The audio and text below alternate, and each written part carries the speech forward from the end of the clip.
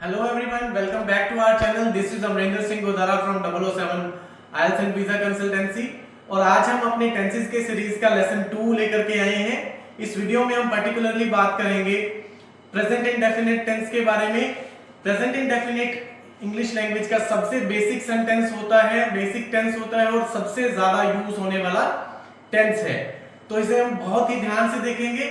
Video को शुरू करने से पहले मैं आप सब लोगों से रिक्वेस्ट करूंगा कि आप हमारे चैनल को सब्सक्राइब कीजिएगा और वीडियो को एंड तक जरूर देखिएगा।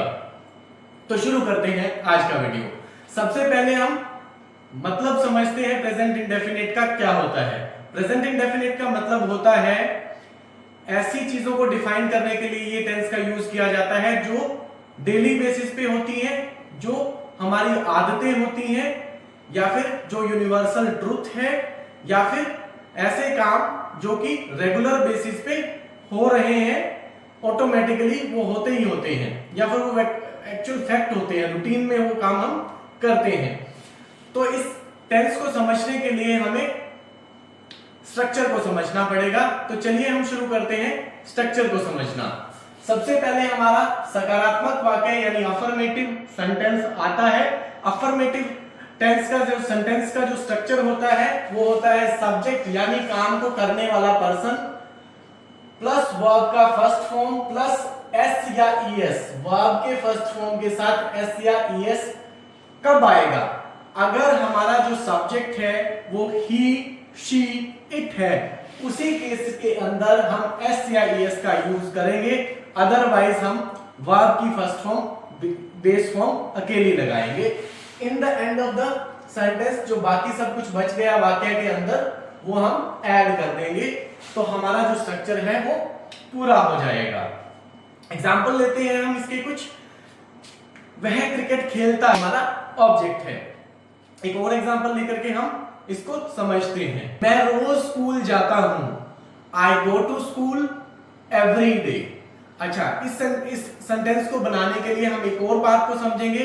ही, शी, इट के अलावा एस या एस तब भी आ जाएगा जब एक सिंगुलर सब्जेक्ट है, यानी एक बंदा काम को करने वाला है। जैसे राम, श्याम, राम क्रिकेट खेलता है, Ram pledge cricket. That is very simple. I hope आप लोगों को यहां तक बड़ा परफेक्टली समझ आ गया होगा। अब सेकंड जो हमारा टाइप होता है सेंटेंस का, नेगेटिव यानी नकारात्मक वाक्य। नकारात्मक वाक्य के अंदर हम सब्जेक्ट के बाद डू या डज लगाएंगे depending on the subject, plus note plus verb का फर्स्ट फॉर्म प्लस ऑब्जेक्ट। चलिए इसका कुछ एग्जांपल ले लेते हैं। मुझे चाय नहीं पसंद, या फिर मैं चाय पसंद नहीं करता। I do not like T. एक और एग्जांपल लेते हैं। वो जंक फूड नहीं खाती। She does not eat junk food. तीसरा जो टाइप है वो आता है इंटेरोगेटिव सेंटेंस यानी प्रश्नवाचक वाक्य, जब हम क्वेश्चन पुट कर रहे हैं। तो इसको समझने के लिए इसका स्ट्रक्चर हम सबसे पहले समझ लेते हैं। डू और डज जो हमारा नेगेटिव में सब्जेक्ट के बाद था वो बाहर आ जाएगा। डू या does plus subject plus verb की first form plus object and then question mark. Example के लेकर के हम इसे समझते हैं। क्या तुम फुटबॉल खेलते हो? Do you play football? I hope ये आपको क्लियर हो चुका है। अब हमारा जो फोर्थ टाइप है और जो लास्ट टाइप है सेंटेंस का, उसको समझते हैं, यानी WH फैमिली।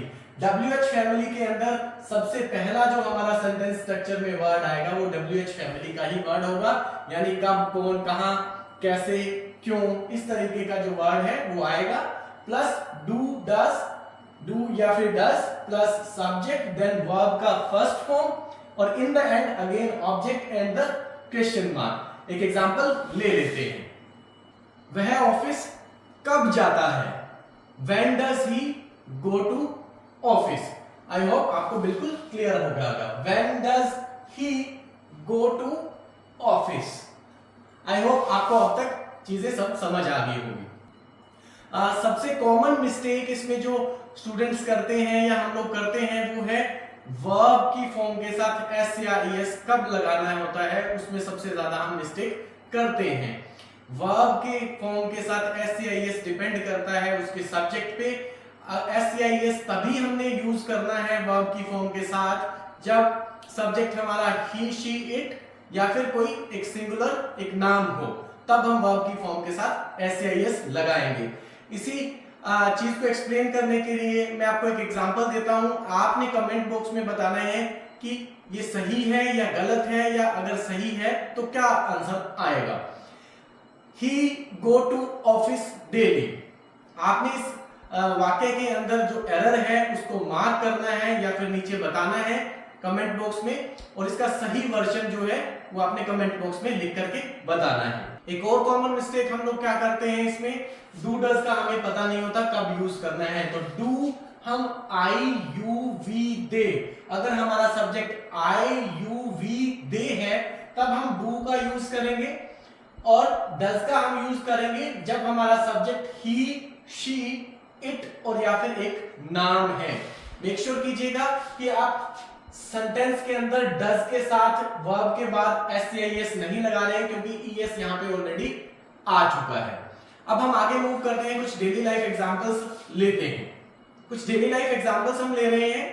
वो क्लास 10 में पढ़ती है या वो 10वीं क्लास में पढ़ती है। She studies in class 10। बिल्कुल क्लियर हो चुका होगा आपको। अब एक एग्जांपल लेते हैं हम। मैं हर सुबह अपने दांत ब्रश करता हूं। I brush my teeth every morning। इसके बाद हम एक और सेंटेंस लेते हैं।